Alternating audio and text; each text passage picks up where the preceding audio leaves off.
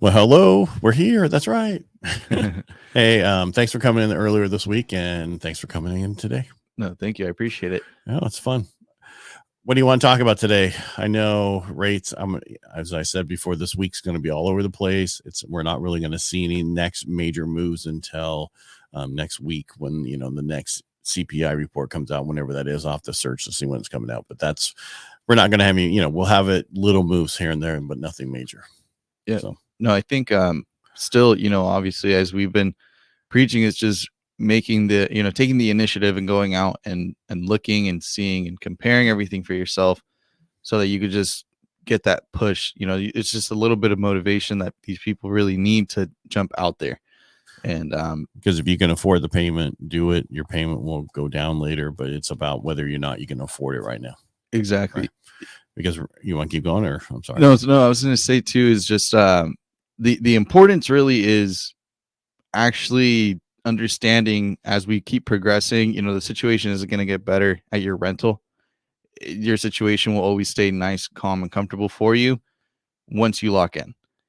Oh, you mean your rent? All right, let me show. So I think this will help with what you're talking about. I have a thing that shows the rents since I think 1980 and what year they went down. Which year? Right. None. No, and I mean, you see here, it's a steady climb. That a little low here. This is in the 80s, right? 90s. And then here, and then look what happened in the 2000s. Woo, we're going to the races. And then look what happened here from 2000 and 2014. Yep. And look how much rents went up right since then. And have they stopped? No. So what does it lead us to? They're going to keep going up. Right. You want security? Buy a home. Exactly. Your payment won't adjust up with your principal and interest payment won't move. It won't change. The reason I made that little caveat there is because if you have it impounded, which most people do, your insurance can change, right? It costs more this year. And then over time, your taxes will go up. And so that could go up in your payment. But actually, your principal interest payment will not change. It'll just the same amount of interest and the same amount of principal. And then it changes as you grow. The loan goes down, right? Which is more of. That was a little confusing, I know, but your actual payment won't go up. Exactly. No, and for a lot of people, I mean, just as you stay there, it gets better. You get more and more comfortable. Right. At first, you're going to be, I don't know if I can do it. I've been living at home only paying $800 a month. Yeah.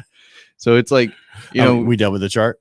Yeah. No, okay. I mean, and with that chart, it definitely signifies exactly what I was speaking with my client, because I actually had met him, I want to say about 4 years ago. And I always tried to get him to get ready, to do it, to go out and finally, purchase the house. He's got 2 kids, his wife, and I mean, they've been looking, they've been on the market off and on here and there.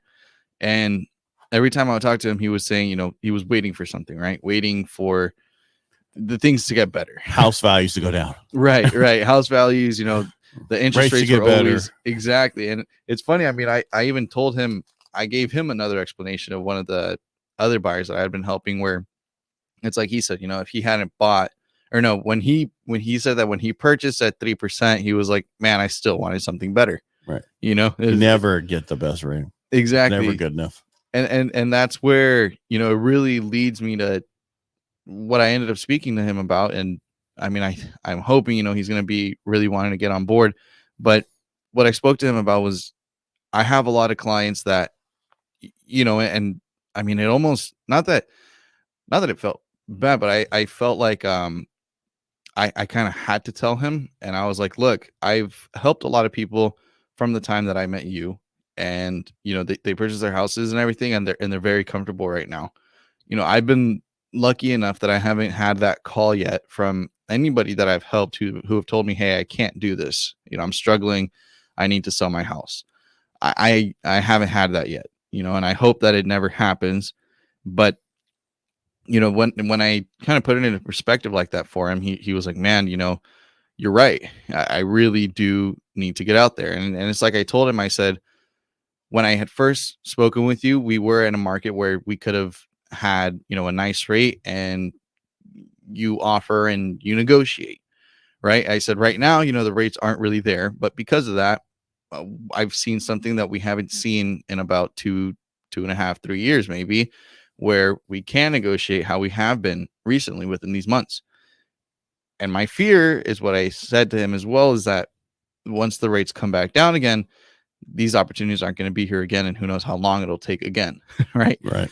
It's always a teeter totter. However, it's like we keep saying is that no matter what, the rate is always something that you can change, but the price isn't. So right now really is a moment of opportunity that I've been preaching to a lot of my clients about, to really get out there, but still we haven't seen much of that push.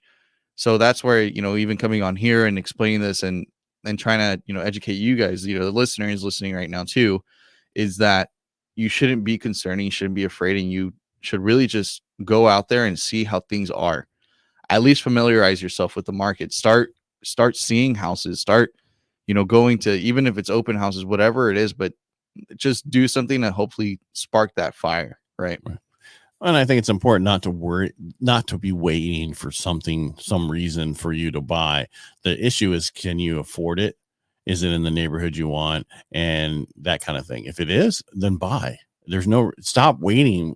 It's just, you don't want it to be wrong. Well, over 30 years, you won't be.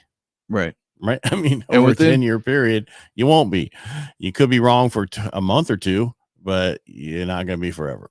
Yeah. And within those time periods, you can make changes. I always tell everybody, the first house isn't exactly the forever home. For a lot of people, it's the stepping stone, to get them to a lot closer to the house that they really want to see and that they imagine themselves in. And that was all going to change anyway. I mean, eventually, and I know you said this in the thing, the rates aren't stop saying that. The rates are where the rates are. The rates are the rates. That's how they are. At least they're not 18% like some people had in the 80s. We could have gotten a lot worse. These are average rates are 6%. That's the average rate. So that's where we are right now.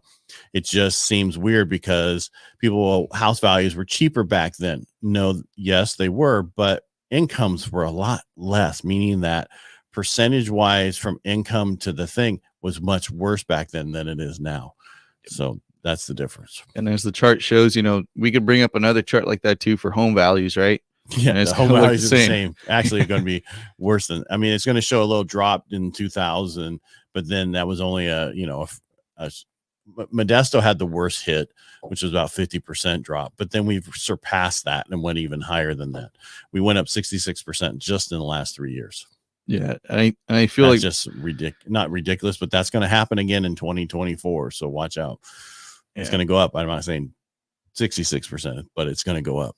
There's just not enough homes. And then even in the Bay, like I said, I mean, we're starting to kind of see that same effect of we're not really going to go down much further. People who are continuously waiting, and I mean, man, I've even spoken about like my uncle and stuff, who waited and waited and waited, kept predicting. And, I mean, you've even said it too, where it's just 2008, 2011, all that stuff it's still pretty fresh in a lot of people's heads.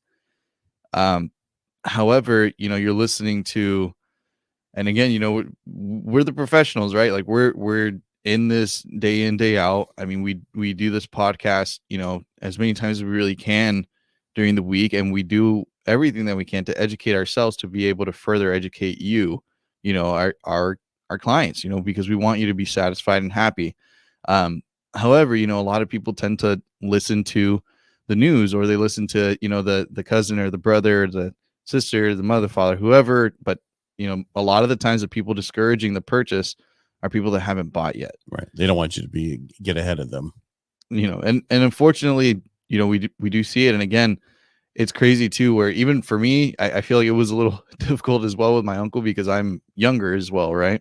So for him, he was like, no, I've seen this, I've lived through this.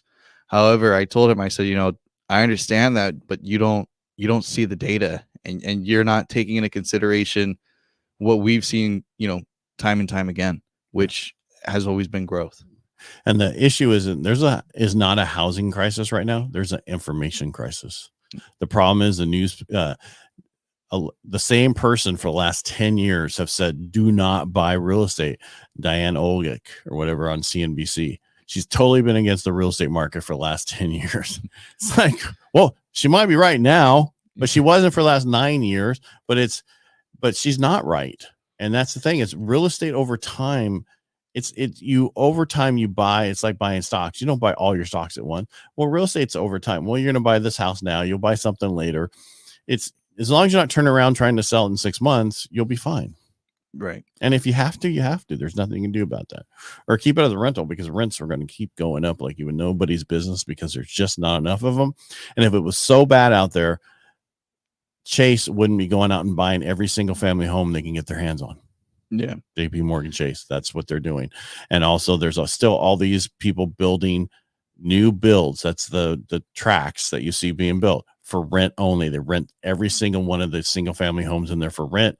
And that's what the model is. And it's going through the roof everywhere. Yeah. So. No, you look at like Open Door and some of those other big companies as well. That's just, they'll overpay because they know they're never going to sell them. Right. They're going to keep it forever. And that's what you should. Now, I'm not saying overpay, but that's where you need to stop worrying, because if you don't hurry up and act, I think we have about 5 more so years before we get to a point where 70% of the people in California won't be able to own. Right. I mean, we've already kind of spoken about it, right? Where like right now, you know, if your household isn't bringing in around that 70 to 100 grand, it's pretty tough. Well, yeah. And that's the values. Even if rates go lower a little bit, it's still going to be in that price range, right? Because the values are going to be there. And that's just the way it is. And that's where people need to learn, you know, I mean, I remember even when I first had the idea of buying, you know, I even would talk about it with sometimes, you know, those people that you do really trust, where you can help each other. You know, someone buys one, helps the other with rent. And then the other one, when the other time comes, you know, you buy one, help with rent, however it is, you know, or buy one all together. Exactly. You know, and then buy the next one all together. If you can't do it by yourself, find somebody who wants to buy a home, and then I get the master bedroom, but you get the other 2 rooms, right? Or whatever it is. Right. No, exactly. Yeah. But there are ways to do it. Yeah. It's not, and because if you don't, you're going to wish you did. And I tell people now, buy that other place for your kids, make it a rental for now. But when they go to college, buy a place there for them to be in and have them rent out the other rooms to other people at college, and you'll make a killing. Yeah. Yeah. All right. Everybody make it a great day. And if you want to do that with your kid, let me know. Reach out to me. I can tell you how to do it. And you can do it FHA, by the way, 3.5% down. Definitely. Yeah. Just a lot of stuff. From Francisco, we'll drive down there and help you out. Of course. All right, everybody, make it a great day. Thanks again for coming in, Francisco. Thank you. And thank you for watching. And if you like what we do here, just let us know and subscribe.